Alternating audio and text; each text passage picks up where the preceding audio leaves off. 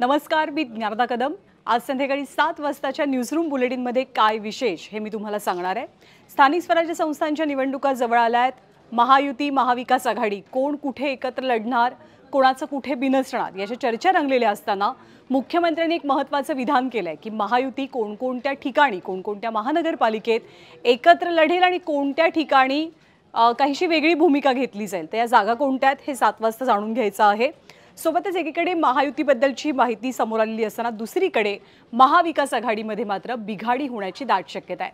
भाई जगतापांनी थेट आणि स्पष्ट भूमिका घेतली आहे की राज ठाकरेच काय तर उद्धव ठाकरेंसोबत सुद्धा निवडणुका लढवण्यास आम्ही तयार नसल्याचं भाई जगताप म्हणतात। आता यावरती काँग्रेस पक्षाने काय टिप्पणी केली आहे, इतर नेत्यांचं काय मत आहे तेही आपण जाणून घेणार आहोत।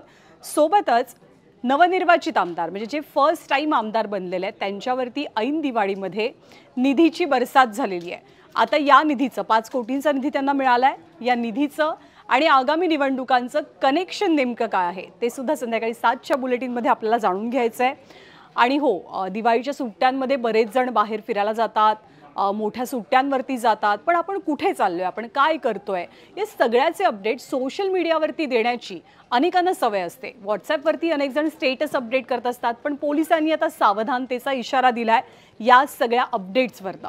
हे नेमकं काय प्रकरण आहे तेही आपल्याला जाणून घ्यायचंय। सोबतच दिवाळीच्या बातम्यांचा आढावा संध्याकाळी 7 वाजता भेटूया थेट माझाच्या न्यूजरूममधनं महाराष्ट्र देशामध्ये।